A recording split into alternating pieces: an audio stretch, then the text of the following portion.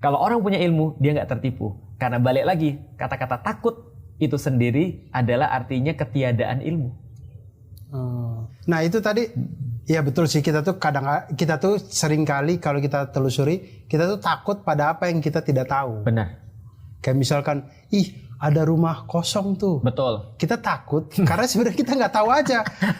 Ada orang bilang ada putih-putih, ada nenek-nenek bawa gayung. Betul. Gitu. Mau mandi ya dia. Dia tahu. Itu kan kita kayak takut karena kita nggak tahu aja. Tapi begitu kita masuk, kita center dan nggak ada apa-apa, kita jadi nggak takut lagi. Yang paling gini, orang yang belajar tentang electrical itu nggak akan takut dengan listrik. Iya. Paham ya maksudnya ya? Iya. Jadi kalau ada orang belajar electrical, dia udah tahu dia nggak bakal kesetrum kalau dia sudah dia udah belajar listrik nih. Dia udah tahu listrik itu naturalnya kayak apa gitu kan ya. Dia udah tahu kalau dia pakai insulator dia nggak akan kena setrum gitu maksudnya. Dan dia tahu kenapa orang bisa kena setrum. Dia nggak takut dong. Karena dia udah memenuhi semua term and conditionnya kan gitu kan ya. Tapi kalau orang yang nggak tahu apa-apa, dia kemana-mana takut. Kalau orang nggak tahu apa-apa, makanya Allah sampai di dalam Al-Quran, siapa orang-orang yang munafik? Orang-orang yang paling takut terhadap segala hal. Yahsabuna kulla sayhatin alaihim. Mereka merasa setiap kata-kata itu ditujukan pada mereka. Semua orang lagi ngomongin mereka bagi dia. Gitu kan ya. Makanya orang-orang yang nggak punya ilmu itu senantiasa insecure. Iya. Itu masalahnya tuh.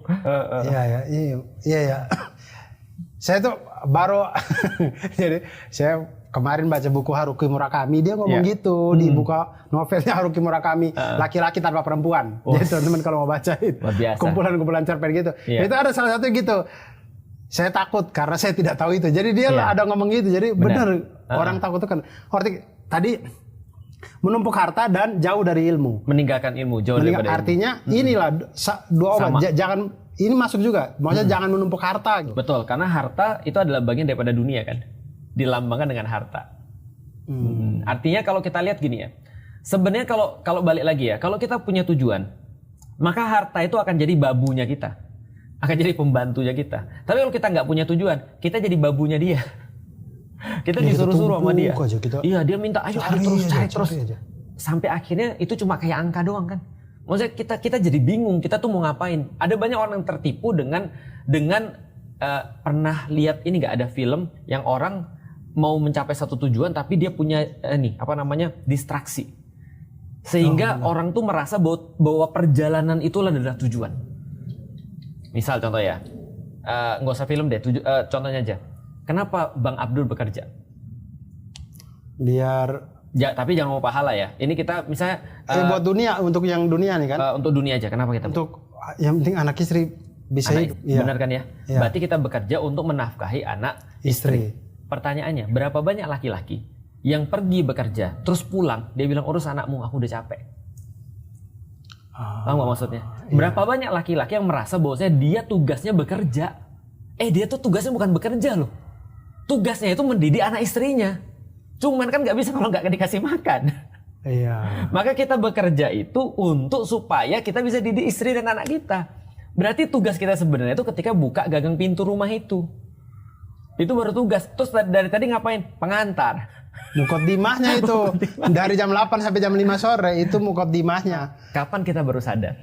Kapan biasa orang baru sadar bahwa kayaknya aku terjebak dalam satu perantara deh. Kenapa aku terjebak pada sesuatu yang harusnya bukan jadi tujuanku? Ketika udah hilang kan? Iya. Ketika anaknya hilang, dia baru berpikir harusnya aku lebih banyak waktunya sama dia. Iya. Untuk apa? Atau ketika anak kita salah langkah. Benar. Baru kita sadar, aduh kenapa selama ini saya nggak. Cuman masih bisa balik lagi kan. Tapi kalau mati kan pemutus semuanya. Nah, bagaimana caranya kita tuh menyadari itu semua sebelum kita mati? Itulah ilmu. Maka ilmu itu membuat kita akhirnya ngelihat dunia. Itu makanya Allah bilang gini, bagi orang-orang yang berilmu, ini secara eksplisit ya, bagi orang-orang punya ilmu, dunia tuh nggak ada ubahnya dunia nggak ada ubahnya cuma seperti sayap nyamuk. Bagi orang berilmu nggak ada nilainya. Kenapa? Karena dia ngerti bagaimana ujung daripada dunia ini. Misalnya contoh gini ya, Bang ya. Aku sering ngajak temanku ke tempat makan yang paling enak yang pernah aku tahu. Contoh misalnya, aku senang mie. Aku tahu ada satu tempat di Jakarta misalnya mie yang paling enak versiku. Aku ajak temanku pergi ke sana. Cuma untuk ngomong gini, ini mie enak nggak? Enak banget Ustaz, serius enak. 1 sampai 10 berapa? 10 Ustaz. Aku bilang inilah ujung daripada permian di dunia. Jadi kalau kamu mau lebih enak lagi nanti masuk surga. Karena nggak ada lagi yang lebih enak daripada itu. Jadi artinya yang bisa dibeli oleh dunia itu terbatas. Nggak ada yang apa ya? Dunia tuh begini nih, sampai atas ini udah balik lagi. Cuma itu aja. Teori Gosens ya. Kepuasan itu akan berkurang seiring dengan konsumsi. Sampai pada satu titik di mana itu bukan lagi bertambah kenikmatan itu, tapi malah berkurang kenikmatan itu. Abang suka makan apa? Makan ya, ikan goreng sih. Ikan goreng. Kalau misal pas puasa, makan ikan goreng, gimana rasanya bang? Bisa kebayang nggak 1 sampai 10 misalnya? Waktu pas buka puasanya? Buka puasa. Wah mantep sih, 10 sih. Dikasih 2 ikan goreng, berkurang nggak? Ketika kita makan ikan yang pertama 10 nih, makan ikan yang kedua 8 lah ya. Udah. Iya tapi lumayan kenyang, udah makan yang ketiga udah gak enak lagi 3, udah. makan yang keempat mulai jadi beban. Iya. Itu artinya kenikmatan dunia. Dunia itu memang nggak didesain untuk nikmat. Dunia itu didesain untuk tenang, bukan untuk nikmat. Jadi kalau ada orang yang mau nyari nikmat di dunia, kalau orang punya ilmu, dia tahu, oh gini doang nih dunia nih. Kita dapat duit misalnya ya. Hari ini kita dapat misalnya aku dulu makan sama istriku paket berdua di satu restoran 50.000. Itu udah rasanya udah kayak orang paling kaya. Betul. Kita makan paket yang sama sekarang nggak ada rasanya. Iya. Kok bisa begitu? Nah, itu kan cara kerja dunia kan. Iya. Berarti bagi orang berilmu dia ngerti. Oh kenikmatan cuma segini-gini aja. Yang parah kan orang nggak tahu. Iya. Kalau orang nggak tahu dia merasa itu adalah semuanya. Iya. Akhirnya dia tertipu akan itu kan. Nah itu ilmu tuh gunanya untuk tadi. Dan menjadi tidak takut dengan mati harusnya. Ya. Itu tadi yang saya bilang di awal juga. Jadi kadang tuh kita tuh berpikir kayak misal kayak dulu saya ingat banget zaman saya SMP, kayaknya kalau saya punya sepeda Enak. orang tua mau nyuruh apa aja saya jalan deh. Bener. Kalau saya udah punya sepeda. Iya di hari pertama hari kedua kan. Iya. Terus begitu udah ada sepeda sudah seminggu. Ya sama aja. Orang tua suruh beli ikan, beli apa ya, malas juga gitu. Iya sama kayak nikah lah. Kayak kalau udah nikah udah rest nih gitu kan ya. Tapi Iya. ketika sudah kita nikah kita jadi ngerti kan ya. Artinya dunia tuh akan senantiasa menipu. Itu udah pasti. Ya makanya orang sudah ngerti hukum-hukum dunia, dia udah ngerti. Dia nggak, kalau bahasa Jawa gumun. Dia nggak gumun ketika ngeliat dunia. Tapi kadang-kadang ini paradoks sih. Kita kan selalu gini ya. Dulu ketika kita belum pernah keluar negeri, kita pengen banget keluar negeri. Betul. Apapun mau kita lakukan untuk kita pergi luar negeri. Betul. Tapi ketika kita sudah pergi ke luar negeri, kita jadi males. Tapi gimana cara ngasih tahu ini pada orang yang belum? Nah, itu kan masalahnya kan. Iya. Nah, ini berlaku juga untuk akhirat nih. Dalam keadaan akhirat, di dalam Al-Quran, hadis itu sudah banyak berita yang sampai kepada kita. Orang-orang yang mati itu seperti apa? Mereka melihat orang-orang yang hidup. Mereka bilang, ngapain sih lu lama-lama di dunia, capek tahu. Gitu kan ya. Lu dapat kenikmatan lu khawatir, lu dapat ujian lu sengsara. Gitu kan ya. Udah ngapain lama-lama. Tapi kita pikir, gimana kalau kita mati? Istri kita, anak kita. Padahal kalau kita mati, menurut berita Al-Quran dan hadis, itu kita akan ngomong sama mereka, cepet-cepetlah kalian di dunia. Ngapain di situ? Paham gak sih maksudnya? Yeah. Orang-orang yang udah lulus itu loh dari Gaza. Yeah. Mereka lihat kita di dunia. Masih gitu dia. Tapi kan balik lagi, gimana caranya memahamkan sesuatu pada orang yang belum pernah melakukan? Ini kan yang menjadi kesulitan kita sekarang. Ngasih tahu pada orang, Jim Carrey ngomong begini.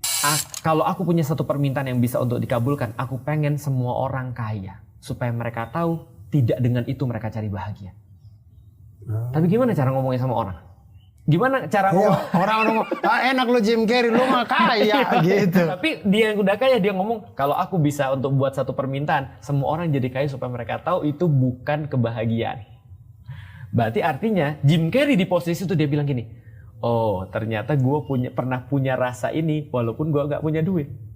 Ternyata gue punya duit tidak bisa beli rasa ini lagi ternyata. Pas belum gue punya nih rasa ini. Ya sama kayak sekarang kita lakukan kan. Kita kasih tahu pada orang, tahu gak sih kebahagiaan tuh gak harus pakai duit loh.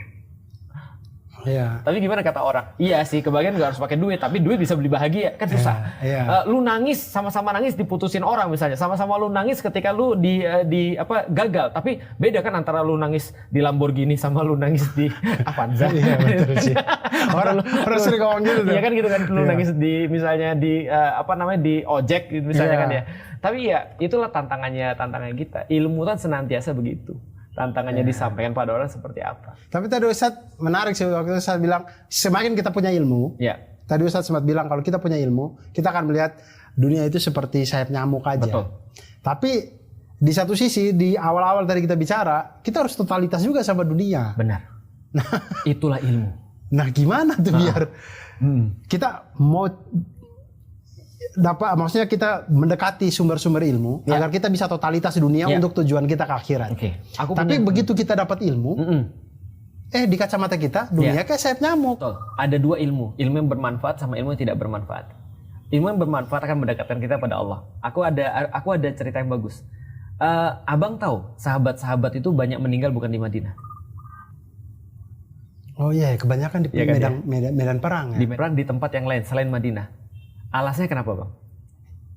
Padahal sebelum bang jawab ya, aku mau tanya dulu. Enak mana bang? Abang kan pernah ke Madinah. Kan? Iya. Betah kan bang? Betah banget sih. Aku juga sama. Maksud Betah tuh enak sih. banget di sini maksudnya. Betul, Dekat betul. dengan Nabi, kita tinggal ke masjid lalu bersolawat kepada Nabi. Betul. Aku Meninggal disolatin banyak orang. Benar. Apa yang kurang dari hidup kita di sini gitu maksudnya. Tapi kenapa sahabat ninggalin Madinah? Ada dua sebab. Sebab yang agak ekstrim, sebab yang agak luar biasa adalah mereka punya banyak sekali kisah dengan Rasul di situ. Kengan. Dan mereka nggak kuat. Kayak Bilal gitu ya. Betul, mereka nggak kuat, mereka pergi. Tapi alasan yang sangat common adalah karena mereka tahu bukan itu yang Rasul pengen. Yang Rasul pengen adalah kalian ninggalin kenyamanan kalian, ayo berkorban demi agama sebagaimana aku berkorban, sampaikan Islam pada orang-orang. Dan itu pasti nggak enak, karena kalian harus pergi ke tempat yang baru, di mana Islam tidak dihargai, di mana mungkin kalian akan mendapatkan kesulitan-kesulitan, bahkan nyawa kalian ini. Tapi itu aku mau. Berarti tidak selalu kan gitu kan ya, antara terus kemudian ada orang ngelihat dunia itu senantiasa sebagai sebuah penghalang. Ada orang ngelihat dunia sebagai pintu menuju akhirat, dan memang seperti itu harusnya. Karena semua urusan akhirat itu tuh di dunia, cuma memang jebakan dia. Iya. Makanya kata Rasulullah, bukan kata Rasul, kata Allah di dalam Al-Quran, dunia itu kayak air. Supaya selamat, kalian harus ada di atas air. Jangan air itu ada di atas kalian. Tapi ya itu, kita memang dikasih di air itu. Kita harus kemudian kadang-kadang kita nyelam, kita naik lagi, kita naik sampan di atasnya. Yang penting jangan dia di atas kita aja. Ya, pokoknya ya betul ya. Itu perumpamaan yang paling pas. Jadi ini. Tapi diarungi untuk sampai pada satu tujuan kan gitu kan ya. Tapi kalau ada orang aku nggak mau dunia, gimana dia bisa sampai pada tujuannya? Orang dia harus mengarungin dunia. Gitu. Nah, kemudian gini, Ustaz tadi sempat cerita juga, maksudnya ada saat dimana lagi kejar akhirat banget, lalu kemudian merasa bahwa dunia tertinggal nih, banyak WA nggak dibales. Benar. Kok tahu? Ini ada Android banyak banget nih. Saya mengalami itu banget. Saya mengalami itu banget. Jadi kadang tidak karena itu juga, kadang karena saya main game sih. Betul. Sebenarnya. Oh ya, itu aku cari game yang bagus ya. Karena gitu. Sudoku sekarang kerjaan main Main Sudoku aja ngitung ya. Aduh. Ya, maksudnya gitu-gitu loh. Maksudnya bisa ditinggal. Iya. Kalau ada orang ngajak cerita itu bisa ditinggal gitu. Iya benar. Jadi ada saatnya kita ngejar akhirat, lalu kemudian wah dunia ini ketinggalan nih. Ini kemudian ke dunia, sholatnya jadi ini. Benar. Gitu. Kan bolak-balik nih. Betul. Ustadz mah bolak-balik. Nah saya kalau udah ke dunia terus nih. Baliknya udah susah nih. Iya. Nah apa ya, kayak amalan atau apa yang bisa bikin kita terbiasa untuk kita ingat bahwa biar baliknya mudah. Ingatnya mungkin ingat, tapi kekuatan untuk baliknya itu loh. Betul. Yang paling penting menurutku ya aku jelasin teorinya dulu. Benar, teorinya adalah yang pertama adalah motivasi internal. Iman. Itu senantiasa akan memanggil kita untuk kembali. Tapi ini tidak bisa diandalkan 100%. Karena kita tahu bahwa iman kita itu sering dibawa godaan setan. Ya semua dari kita aku rasa nggak ada yang win rate-nya 100% sama setan. Iya. Win rate setan mungkin lebih banyak daripada kita. Betul. Ya kan? Betul. Nah, maka jangan ngandelin ini doang. Aduh, saya bagus lagi win rate sama setan. Karena betul, setan adalah musuh yang nyata. Betul. Ya kan? Kan nggak mungkin kita lawan dia menang kan? Win rate saya sama dia banyakan dia masih. Jahat juga kau setan ya. Kau tunggu kau nanti saya cari kau sumpah setan. Ya win rate dia banyak sih. Jadi jangan diandelin aja. Andelin yang kedua. Yang paling penting adalah menurutku ya, setelah yang ini adalah peer pressure. Kita harus naruh diri kita dalam satu komunitas. Yang komunitas itu memaksa kita untuk selalu ingat. Memaksa. Contoh misalnya ya, aku berada di Yuk Ngaji misalnya. Maka ketika aku lagi malas, itu ada aja yang WhatsApp, Ustadz harus syuting. Ustadz ada tamu. Ustadz hari ini kita kesini. Ustadz begini. Ya udahlah mau nggak mau. Iya kan? Ya. Walaupun aku lagi malas loh. Betul. Tapi ketika sudah sampai, ya kita tune in lagi dong. Kan kita tahu bahwa saya bukan sholat yang susah, perjalanan ke masjid itu yang susah. Betul. Iya kan? Bukan ngisi kajian yang susah, perjalanan ngisi kajian itu yang susah. Bukan ngaji yang susah, perjalanan ke tempat kajian itu yang susah. Betul. Iya kan? Artinya ya udahlah kita naruh diri kita di mana kita terpaksa. Rumah mbok ya dekat masjid. Atau cari di mana azan masih kedengeran. Kalau kita udah tahu kita lemah. Kalah mulu, nyari rumah jauh amat, nyari sekolah nggak ada islaminya, itu bunuh diri namanya, gitu kan ya. Jadi cari komunitas yang memaksa kita. Yang ketiga memang akhirnya ya aturan sih. Tapi di Indonesia belum ada. Aturan ini kan sesuatu yang lebih memaksa daripada peer pressure ya. Kalau peer pressure itu mainnya adalah etika, kalau misalnya individu mainnya akidah tadi atau iman, kalau yang kedua tadi peer pressure mainnya etika. Kalau ini sudah mainnya ya berarti otoritas, pemaksaan terhadap kita. Misalnya contoh ya. Kalau zina bukan potong zina ya, rajam misalnya. Rajam. Misalnya, atau misalnya di cambuk misalnya, itu kan luar biasa tuh paksaannya. Nah, maka ini adalah cara kita supaya untuk istiqomah. Ingat lagi dengan yang namanya tujuan kita tuh apa. Ya. Gitu. Ya, saya jadi ingat. Seperti yang orang bilang sholat subuh susah, enggak, sholat subuh mah gampang, 2 rakaat doang beres. Bangun dari tempat tidur tuh itu susah. Itu setan kau win rate kau banyak di situ sih kau. Kau tunggu ya. Dan dia kan bukan bekerja dari semenjak kita bangun. Dia bekerja udah dari pas mau tidur. Iya ya, udah dibisik-bisikin. Udah dibisik-bisikin, disimpul kan gitu kan ya, kerja udah dari situ. Enak nih hujan nih. Selimutin badan lu, selimutin. Dikencingin lagi sama dia kan. Iya. Kan hadisnya kan dikencingin setan tuh kupingnya. Gitu. Dan disimpul kan gitu. Udah menang banyak dikencingin juga sih, emang kurang ajar setan ini. Tapi ya gitu. Tapi Ustaz, luar biasa. Saya tadi mau tanya apa saya lupa tapi. Saya lupa bagian. Tadi Ustaz ngomong apa ya yang terakhir? Yang terakhir apa? Tentang ini, tentang kematian. Enggak, yang barusan ini jawab pertanyaan ini. Aduh ya Allah, kok kenapa? Gara-gara bercanda ini setan. Setan ini. Setan ini masuk ke kepala saya. Bentar lagi juga nanti ingat lagi. Ya, insya Allah saya ingat lagi. Tapi itu dia, sekarang kita masuk ke Jambore, jamaah boleh request. Ini ada jamaah-jamaah yang sudah ngedem ke kami, Ustaz. Ya, siap. Ada dari Asmi Faudu. Kalau semua cinta dunia itu buruk, kenapa Allah ciptakan dunia begitu indah dan nikmat? Nah, bagus banget. Kalau aku membiasakan gini, aku nggak membedakan dan nggak mendikotomiskan antara dunia dan akhirat. Bagiku semua itu adalah bagian daripada tujuan yang aku cari, yaitu adalah Allah. Maka dunia dan akhirat selama itu dipandang untuk Allah, tetap aja itu adalah akhirat. Makanya kan sebenarnya gini, belajar kalau cuma untuk dapat nilai itu dunia, tapi belajar untuk bisa kita membela agama Allah lebih bagus itu jadi akhirat. Duit kalau untuk kenikmatan diri itu jadi dunia, tapi kalau untuk terus kemudian kita melayani agama Allah itu jadi akhirat. Nah, tapi aku juga tahu kita nggak mungkin juga untuk bisa 100% untuk akhirat. Maka kita tinggal berpikir gimana caranya menggeser sedikit demi sedikit. Oke, contoh misalnya kayak gini ya. Aku orang lemah, maka aku cuma punya prinsip begini. Rumahku boleh bagus, tapi aku pastikan masjid di sekitarku lebih bagus. Sehingga aku tidak betah di rumah, tapi ke masjid. Atau dalam kondisiku misalnya, rumahku aku bangun studio sebelahnya untuk dakwah anak-anak yang ngaji. Berarti aku bisa pastikan studio itu lebih bagus daripada rumahku. Misalnya dibuktikan dengan cara apa? Bill listriknya lebih mahal di studio daripada di rumahku.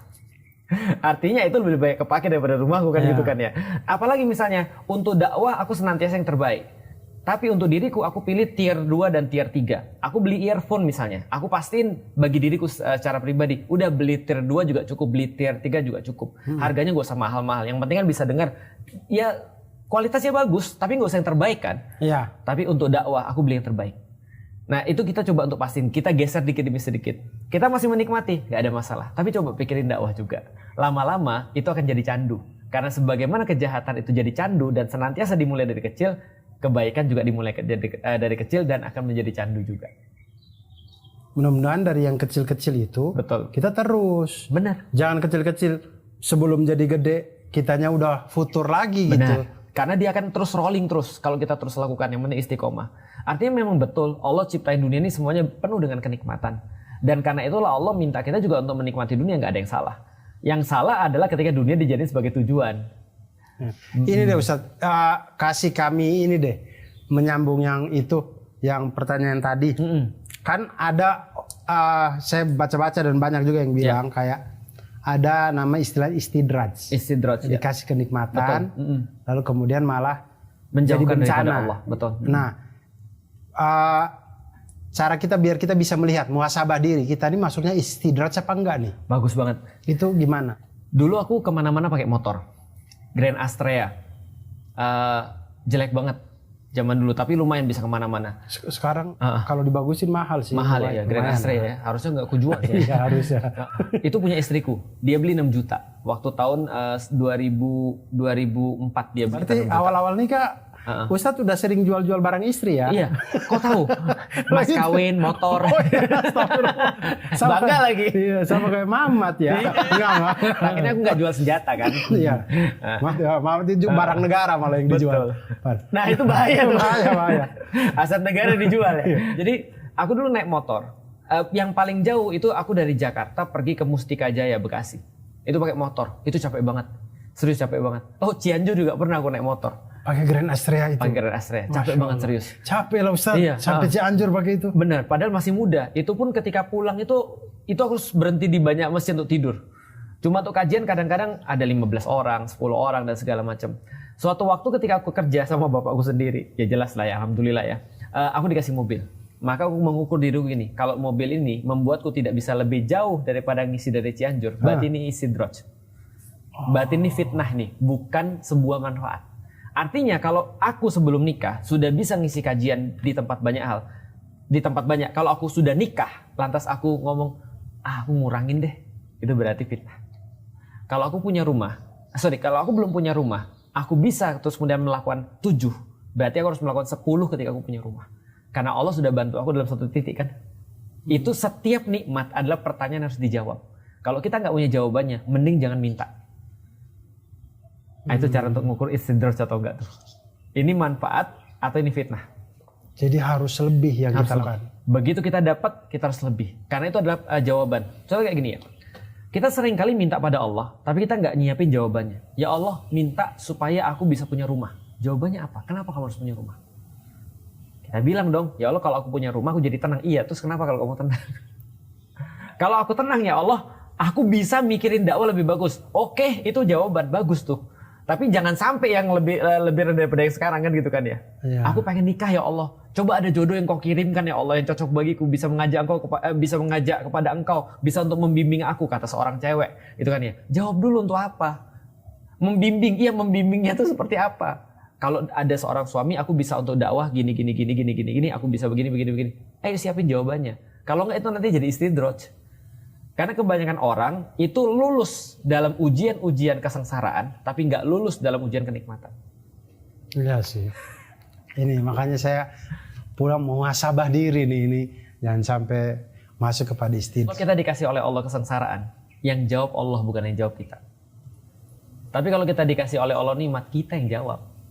Itulah kenapa orang-orang nggak lulus banyak dalam ujian kenikmatan, karena nggak bisa jawab. Kalau ujian kesengsaraan, yang jawab Allah, bukan kita. Ya. Contoh kayak gini ya, kenapa kita miskin? Masa kita yang jawab? Iya. Kan? Itu Allah yang jawab. Itu Allah yang jawab kan itu kan. Allah ya. Kenapa susah banget sih hidup saya? Itu Allah yang Allah jawab. Yang jawab bukan kita. Oh karena aku pengen kamu yang baik, karena aku pengen kamu dapat pahala di sini ya gitu kan ya. Lah kalau misalnya kita dikasih kenikmatan, kita yang jawab jadinya. Bener juga sih, Oke, berikutnya pertanyaan dari Kak Ido. Apa bedanya produktif bekerja dengan ambisi duniawi? Bagus banget lagi. Produktif bekerja dengan ambisi duniawi. Jawabannya cuma satu. Niat. Balik lagi. Tujuannya apa? Niatnya apa? Produktif bekerja itu jadi gini. Aku juga tidak mau sampai kita mendewakan produktivitas ya. Ini aku coba ambil sebuah contoh ya. Orang Cina. Mohon maaf nih, ini bukan ngomong orang ya. Tidak, ngomongin diri sendiri. Tapi saya mengakui kinerja. Abang tahu bagi orang Cina yang paling penting apa dunia? Apa tuh? Yang paling penting itu dua, makan sama tidur. Makanya Feng Shui itu diukur berdasarkan kasur dan dapur. Makan sama tidur. Bapakku bilang, Lik, kamu boleh hemat semua hal tapi nggak boleh dua hemat. Nggak boleh hemat dalam dua hal, makan sama tidur.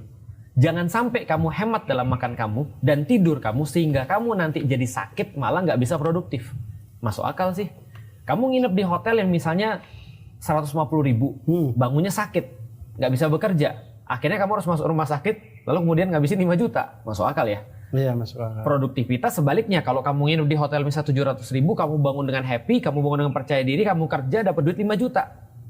Bagus kan ya? Berarti produktif. Tapi mereka nggak ngeliat yang lain. Nah aku nggak mau itu. Kita harus tahu bahwa produktivitas kita ini kita bangun karena bagian daripada bersyukur pada Allah.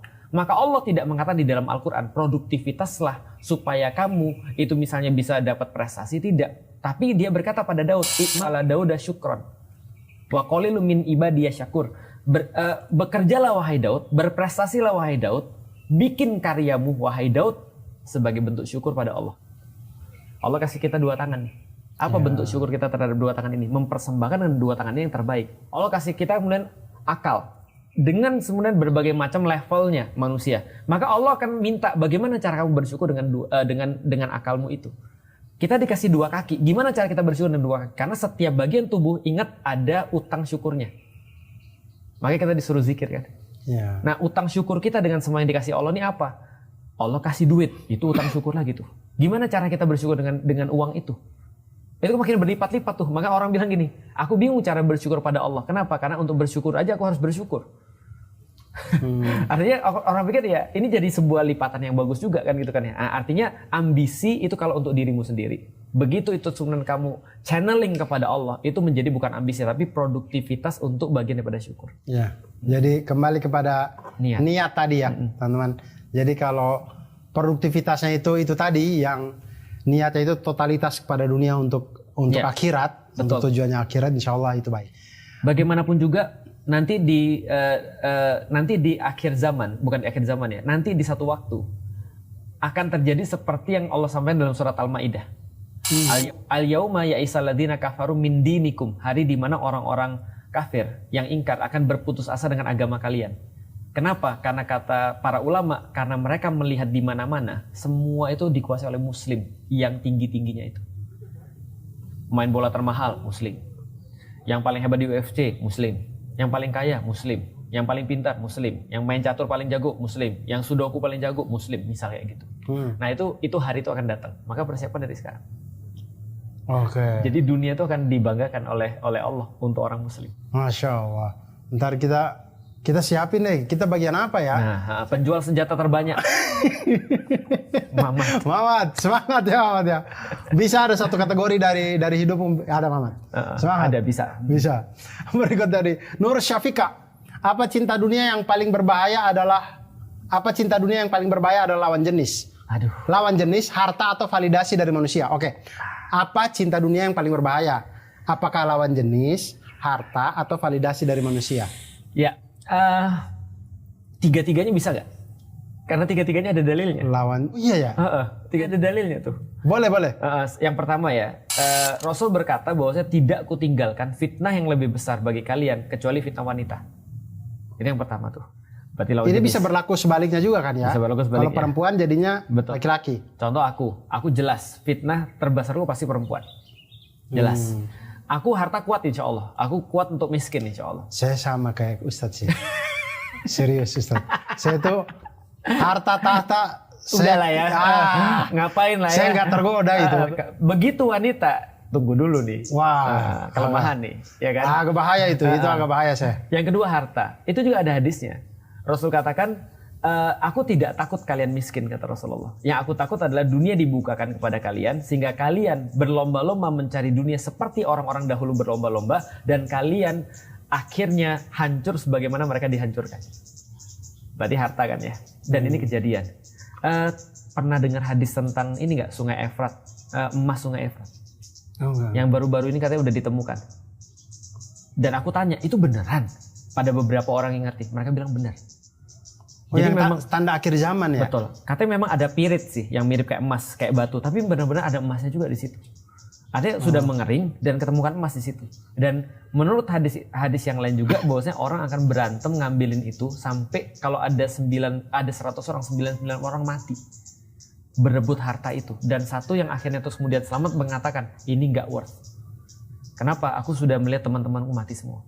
Tapi kita lihat kan, jangankan teman, keluarga itu pecah gara-gara harta. Iya. Artinya fitnah harta besar juga. Yang ketiga validasi dari manusia. Aku semakin sedih ketika aku validasi ini masuknya ke tahta juga kan ya? Enggak, masuknya ke niat. Maksudnya ke niat ya? Betul. Ada satu hadis yang buat aku sedih terus. Tentang 3 orang yang paling pertama masuk neraka. Oh iya Ustaz. Dan ada hadis yang memperkuat. Ada hadis yang memperkuat yang pertama masuk neraka adalah para qori. Pembaca Quran. Oke. Aku langsung pikir, untung gua enggak ya. Itu juga parah sih. Itu guyon ya. Jadi gini, 3 hal yang pertama kali masuk neraka adalah qori, pembaca Quran. Yang dia membaca Quran siang dan malam, kata dalam salah satu hadis, tapi diseret mukanya ke neraka gara-gara dia minta validasi manusia, bukan Allah. Yang kedua adalah seorang dermawan yang menghabiskan hartanya siang dan malam, tapi diseret mukanya ke neraka karena validasi manusia, bukan Allah. Yang ketiga, seorang syahid yang berperang di jalan Allah. Dia juga mengatakan bahwa saya berperang karena Allah, tapi diseret di mukanya, dilemparkan ke neraka gara-gara validasi manusia. Jadi 3-tiganya sih. Tergantung kita mau yang mana. Bukan mau yang mana, tergantung kita kena yang mana. Mudah-mudahan sih enggak ya. Jadi, makanya ya, tapi sulit juga sih. Gimana ya? Zaman sekarang tuh validasi itu kayaknya di zaman media sosial itu hal yang paling sulit nggak sih untuk kita tanggulangi? Iya. Selain daripada wanita. Kita bikin ini konten, komentar dikit atau yang nonton dikit aja ada rasa kecewanya gitu. Atau gini, abang merasa nggak gini? Kalau aku pernah merasa sih. Contoh kayak gini ya. Aku kan cosplay jadi ustadz nih ya, guru ya. Mencoba untuk jadi guru ya. Tapi begitu terus kemudian ketika aku berdakwah di media sosial, tapi begitu ada orang-orang baru yang masih muda, terus kemudian muncul di media sosial, mereka ngomong juga tentang Islam. Ku cek nggak follow aku? Ya. Ada nggak? Abang punya gitu nggak sih merasa dalam hatinya? Kok dia nggak follow sih? Iya, ini. Tapi kalau saya di komik. Iya kan sama kan? Ada komik baru muncul lucu, bagus. Wah, saya cek IG-nya, kok nggak follow saya ya? Dia belum tahu siapa saya. Kok bisa ya? Namanya ada Dios, itu emang kurang ajar. Komik kurang ajar itu. Nah, itu aku rasa juga. Artinya kan di dalam diri kita kan ada penyakit ya. Perlu validasi manusia. Perlu validasi manusia itu sama dengan syirik kan? Karena kita nggak cukup dengan validasinya Allah. Ini problematika nih. Ilmu itu ujung daripada ilmu menurutku adalah ketika dia merasa cukup dengan Allah. Itulah kenapa dia jadi nggak takut mati. Karena dia merasa mati itu bukan pemisah antara dia dengan Allah. Muncul hadis dunia seperti penjara bagi orang-orang mukmin, lalu kemudian seperti surga bagi orang-orang yang kafir. Karena bagi mereka mati adalah jurang pemisah antara mereka dan yang mereka cintai. Maka Allah nyampe di dalam Al-Quran. Ayo inginkan mati kalau kalian benar. Karena kalau kalian benar harusnya kalian nggak takut mati. Tapi mati bagi orang muslim harusnya adalah pembebasan dari penjara kan gitu. Karena bagi kita penjara pernah dikonfirmasi sama seorang hakim. Kamu katanya seorang muslim. Dunia katanya harusnya kayak penjara bagi kamu. Kok kamu sekarang hebat? Rumahmu gede. Kamu sekarang banyak uang. Dia bilang iya. Tapi dibandingkan dengan surga nanti ini udah kayak penjara banget nih. Karena bandingannya surga. Terus dia bilang, sementara kamu miskin, memang ini orang kafir nih, kamu miskin, kamu gak punya uang, kamu gak punya kendaraan, kamu gak punya apa-apa, tapi dibandingkan dengan neraka yang nungguin kamu, ini udah jadi kayak surga. Langsung masuk Islam tuh orang. Iya. Artinya adalah apa? Artinya ya bandingannya balik lagi tujuannya. Tujuannya itu senantiasa mengingatkan pada kita sih sebenarnya. Artinya ilmu itu akan membuat kita jadi ngerti untuk apa kita hidup di dunia.